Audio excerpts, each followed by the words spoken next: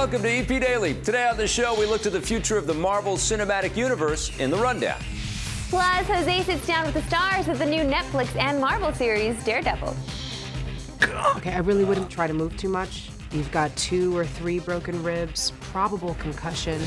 And then we sink our fangs into the complete version of Resident Evil Revelations 2. If you can move, leave. Trouble never comes alone. Also coming up, we tear your spine out with a review of Mortal Kombat X, take a look back at the snowboard game SSX, and much more today on EP Daily. Brought to you by EB Games. I'm your host, Victor Lucas, bringing you the latest in everything cool every single day. We're going dark to bring you some new intel in the Rundown. Here we go. Activision has released the first teaser trailer for the next Call of Duty game, which many fans expect to be a 3rd entry in the Black Ops series. The new game, whatever it is being developed by Treyarch, the same studio behind the first 2 Black Ops titles. The last one, Black Ops 2, had sequences set in the year 2025, although the latest Call of Duty game, Advanced Warfare, took place a few decades later in 2054. Hopefully more details will come in soon. Whatever it is, the next Call of Duty game will launch this holiday season. Marvel has unmasked one of the worst-kept secrets in Hollywood. The studio has officially confirmed rumors that Captain America, the Winter Soldier directing duo, Joe and Anthony Russo, will helm the 2-part Avengers Infinity War. The pair are already in pre-production on Captain America's Civil War, and the plot of that film, which will see heroes battling heroes, is expected to carry over into Infinity War. The Russos were praised for introducing a more serious tone to the Marvel Universe with last year's Winter Soldier, so don't be surprised if their next films have a similar style. Civil War lands in 2016, with Infinity War following in 2018 and 2019. Here to help me discuss our big topics in today's Rundown is my buddy Scott Jones. I know that you're kind of not feeling it for Call of Duty these days, but I think you kind of had a warm spot for the Black Ops franchise, if I'm not mistaken. I did. I always felt like the Black Ops part of the Call of Duty equation was the fun part. It was the part that seemed to enjoy itself a little bit more. It was the part that sort of permitted more kind of comic book action, more over-the-top kind of stuff. If there's anything in the Call of Duty universe that I still get excited about, it is Black Ops. Any Black Ops news, I'm into it. I hope there's lots of zombies. I hope there's all kinds of crazy modes. I hope there's all kinds of crazy weapons. I hope there's explosions from one end to the other. And we need to move away from these real-world Kevin Spacey, we've got problems, let's solve this, I'm a good guy, but I'm a bad guy kind of BS. Well, I also like that they do a lot of time jumping, and they also deal with a lot of sort of mental psychosis type stuff, and you don't know what who to believe or what's true or whatever. I've enjoyed the Black Ops games, but I'm a big Call of Duty fan in general. I loved Advanced Warfare. What aren't you a fan of? That would be the short list. Well, I'm not a fan of this attitude, my friend. You like this attitude. That's why I'm here every day. All right, well, let's talk about the Russo brothers, who are now confirmed to be directing the next 2 Avengers movies. As you know, here we go. I'm a big fan of Captain America. Shocking. The Winter Soldier. I love both of the Captain America movies, but the Winter Soldier took it to another level. I love these guys in the chair, but I feel I'm a bit nervous because they're being bandied about for every damn thing these days. It's not just the new Avengers movies, but I've heard speculation about other properties as well, maybe doing Ghostbusters or something like that out there. You know, I mean, I think that the Winter Soldier, that's all I heard about from you for like 3 months straight. Right, yeah. I was sick last year. All I heard about, you got to get better, buddy, so you can see the Winter Soldier. And these guys did a great job, for sure, with Captain America. That's great. We just hope they don't get stretched too thin, and that we don't miss Joss Whedon, I guess, right? I mean, I always miss Joss Whedon. I think he should be in charge of everything, always. And, you know, I can't wait for the new Avengers, which is only moments away. It is moments away, and right now we've got to talk about another Marvel superhero. Here's Jose at the Daredevil junket. I'm not seeking forgiveness for what I've done, Father. I'm asking forgiveness for what I'm about to do. Awesome. So, you guys, Daredevil coming to Netflix, which is huge. I mean, getting to portray a character like the Daredevil, what is that like for you, and just getting to release it all in one go? It appeals to the child in all of us, you know, they get the opportunity to play a superhero.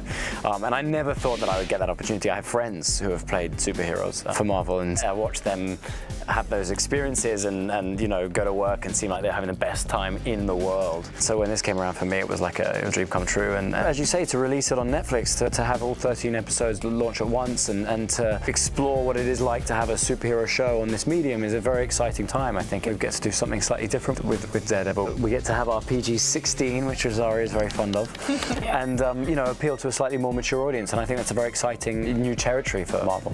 Where am I? You're in my apartment. Who are you? I'm the lucky girl who pulled you out of the garbage. Tell us a little bit about Claire and what she's going to bring to the table in Daredevil. What I like about Claire, there's a couple things. One, playing Claire Temple, who's, you know, exists in the Marvel Universe, and, you know, we're playing around a little bit. We're you know, molding, we're kind of mushing some characters together and kind of playing with the storyline. So what I like for me is that I get to be a part of the Marvel Universe and play with it and change it a little bit. My coming in is actually is a new sort of expression and reality for Marvel. So that's amazing. And the actual show itself, I'm the audience. You know, so I get to come in and you get to kind of feel through her eyes what she's seeing and kind of explore the character. And as she gets to know Daredevil and gets to know the real Matt Murdock. In reality, he actually moves around quite often better than a seeing person.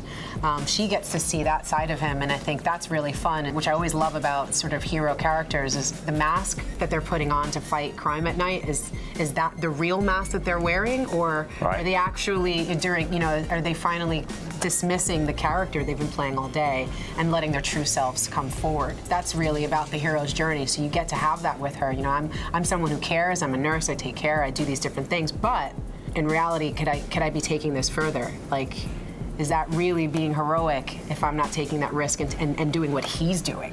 You know, and so that's really fun to see and have an arc to graduate to and see how these two characters bring out, because they know something about each other that no one else in the world knows, that they get to explore is really fun. Okay, I really wouldn't try to move too much. You've got 2 or 3 broken ribs, probable concussion, some kind of puncture wound, and that's just the stuff that I know about.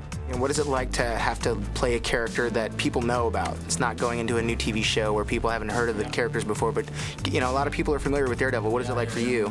It comes with a great responsibility, I think, you know, and it's something that I've become increasingly aware of as the show commenced and we got further into production, because I became so aware of how important this character is to so many people. He's blind, he has a disability, and his great secret is that his disability ends up being his strength. I'm deeply invested in him now, and I really hope that the fans will be appreciative of the Daredevil show that we've created. That show is so damn cool. I'm streaming it right now on Netflix. And the next time there's a Daredevil junket, I get to go. Everyone hear me? That's right, buddy. You deserve some fun. And listen, coming up after the break, Vic and I review Resident Evil Revelations 2. After this. Stick around.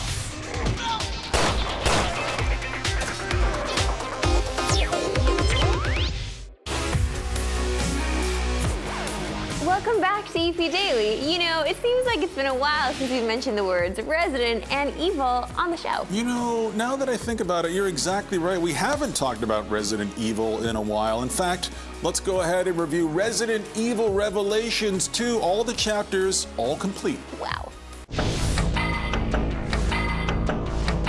Oh, Claire, I just want to go home. It's okay. We're gonna get out of here.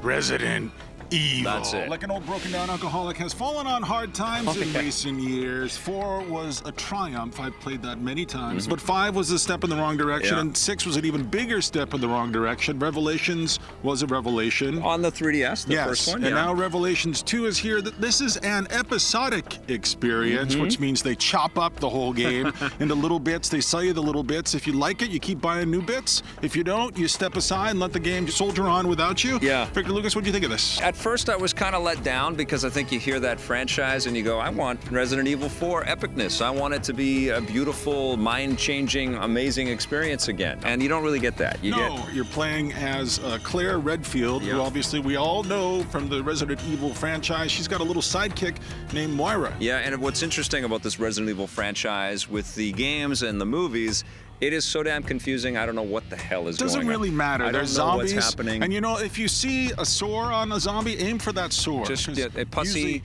target. The pussier the target, shoot that, and you're going to be okay. Some of the pus targets, though, they just blow up in your face, and then you got pus all over the screen. You don't know what the hell to do. Basically, what they've done is they've set up each episode in different environments, and you do a lot of backtracking and trying to find these sort of lame-ish puzzles. It's all the same. You find the key, you solve the stupid puzzle. But I like the idea of switching back and forth between the two characters. There's co-op play depending on what systems you play on. I played it on the PC, and apparently you can't really play co-op. Right, you gotta play the Xbox or the PlayStation 4 version. It looked okay on the PC, and I had a pretty good time by myself playing it and jumping between the two characters. Moira has a flashlight, and she can stun the zombies for a little bit. That light is very strong, and the zombies don't like that light in their eyes. And then you jump back to Claire, and you can blast them in the head with a shotgun. I like switching back and forth between the characters. I worried a little bit more when Moira was walking around with only her flashlight. She can solve some puzzles that Claire can't solve. You need to use both of them over the course of the game. Even as a solo play, I like using the two characters to solve the problems in the game. Yeah, I thought that was pretty cool.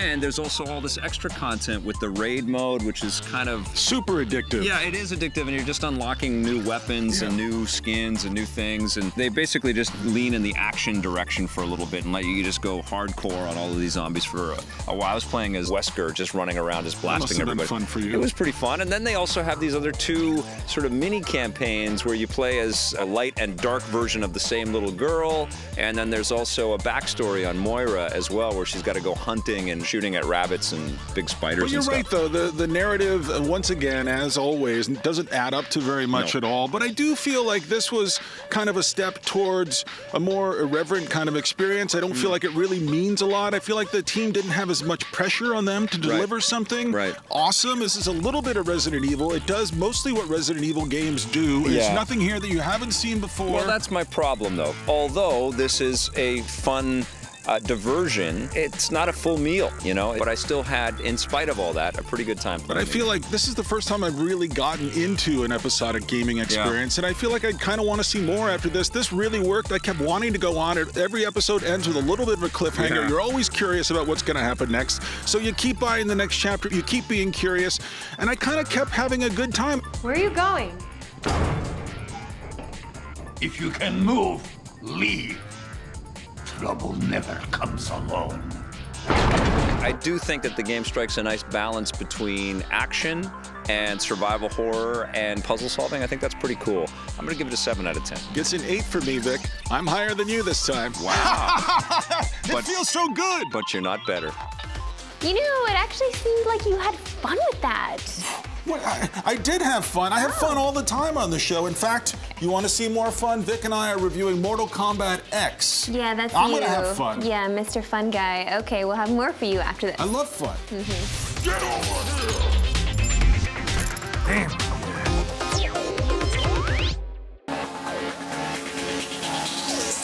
This is still the slickest, best-looking SSX that you can get. It came out in 2012 for the Xbox 360 and PlayStation 3. A more modern approach to the storytelling in the game. They want to give you this idea that you're joining this SSX team and you want to drop down on the 9 deadly descents around the world. They mapped actual mountains to create the environments in this game. It is all HD glossed up and a higher resolution vibe on the SSX premise. Unfortunately, the game wasn't as innovative and as fresh as the first SSX games were, and there was so much hype and expectation for this thing. It felt like it fell a little short. Still, the SSX series as a whole are the best snowboarding games that I've played. They're still incredibly fun. This game is very deep. There's lots of different levels and lots of layers to it. Watch your life. I love the survive it mode in this game where the mountain is so dangerous. All you're trying to do is live for as long as you can as you cascade down the slopes. I desperately want EA to take another kick at this for the PlayStation 4 and Xbox One consoles. But until then, SSX came out a couple years ago, and it's already a buried treasure. Nice selection, Victor Lucas. Now get over here, because you got to throw down with Scott Jones and an X, Mortal Kombat X. Ha.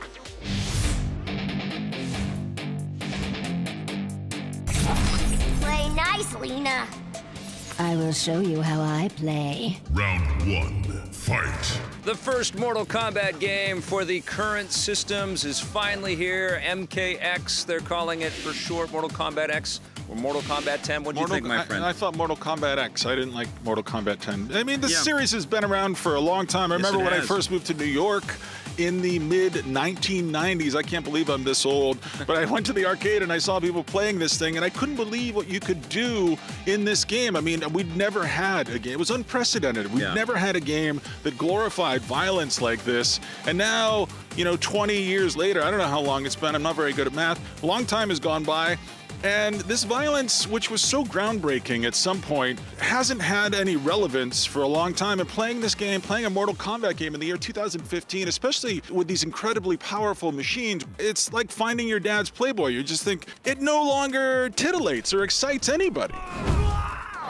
It taps the nostalgia button, just like Street Fighter 4 does, but you're right, it's not like a reinvention so much as just a smoothing out, a polishing of something that we've really grown familiar with over the years. And I think some of the charm of this huge release has been kind of taken away by Injustice: Gods Among Us, because so many of the tricks that they had for that game with its cool story that allowed you to jump back and forth between all of the characters and all of the amazing camera angles and the destructible pieces in the environment, a lot of that stuff has been lifted straight from that game and applied to Mortal Kombat X, and it's super fun, and these are really cool characters that can do all kinds of amazing things, but they're not Batman, they're not Superman, they're not Green Lantern, you know? And so for me, I felt like that was more of a showstopper than Mortal Kombat X is. You know, I've never really had any affinity for any of the characters in this game at all. I mean, I know Liu Kang and I know Raiden and I know all these guys. They all seem like a-holes to me. They just never seem like really genuine,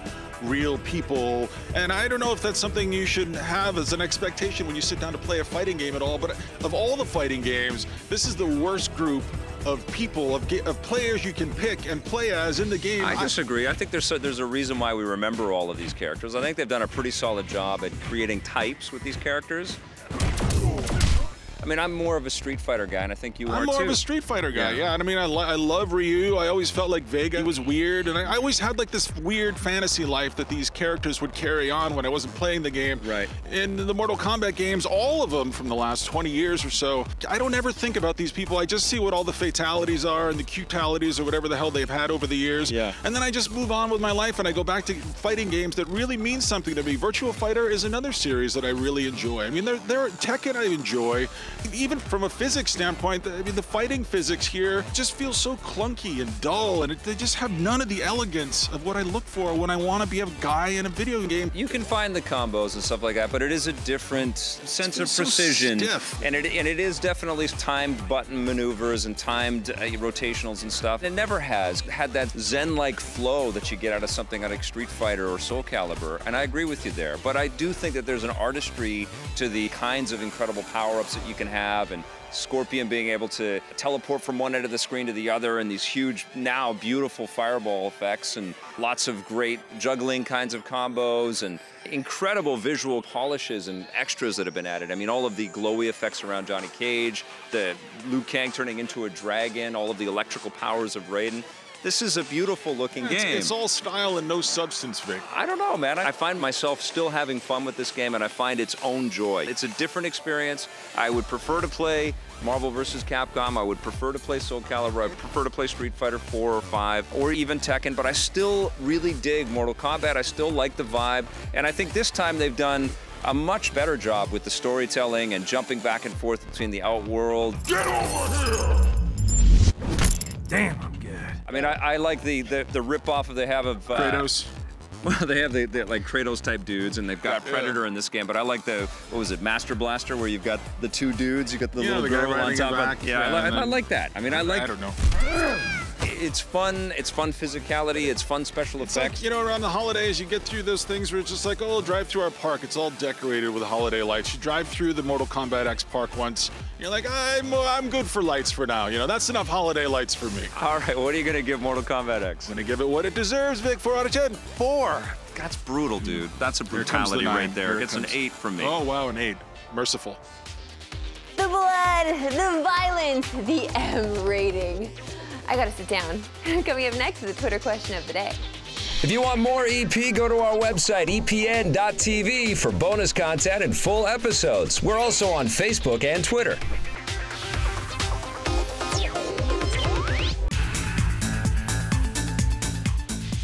Welcome back to EP Daily. It is time now for our Twitter question of the day. This one is from a fellow named Martin at Marty Ascot, asking, Gosling head on Tatum body or Tatum head on Gosling body? Incredible question. So, in other words, either you take Gosling or Tatum's. Yeah, you switch their heads and So torsos. they're two very handsome men, right? Not unlike us, right? Yeah. And what if you would you prefer Vic's body in my head or Vic's? That's not the question. Well, I don't know how to answer wants this. an answer. All right, I would say Gosling head. Yeah. I don't like Channing Tatum's head. I do like his body, though. I'm not even into men. I think they should both be in Mortal Kombat, and you should be able to do that. If you get to combine heads and bodies, do you get double penises? I think we're going to answer that. All right, if you've got any other questions, you can visit us on our website, epn.tv. And listen, we've got more stories coming at you, including a new look at Sony's VR headset, Project Morpheus. Thanks for watching, everybody. Ask us better questions next time. EP would like to thank its sponsors, Nintendo, Xbox. EP's mobile coverage is brought to you by Gameloft, makers of Dragon Mania Legends, which you can play for free right now. Everyone is talking about virtual reality right now, but we've been interested in it for quite a long time. Started this project back in 2010, and video games, it is about immersion, and virtual reality is kind of the ultimate immersion, feeling like you're in a different place.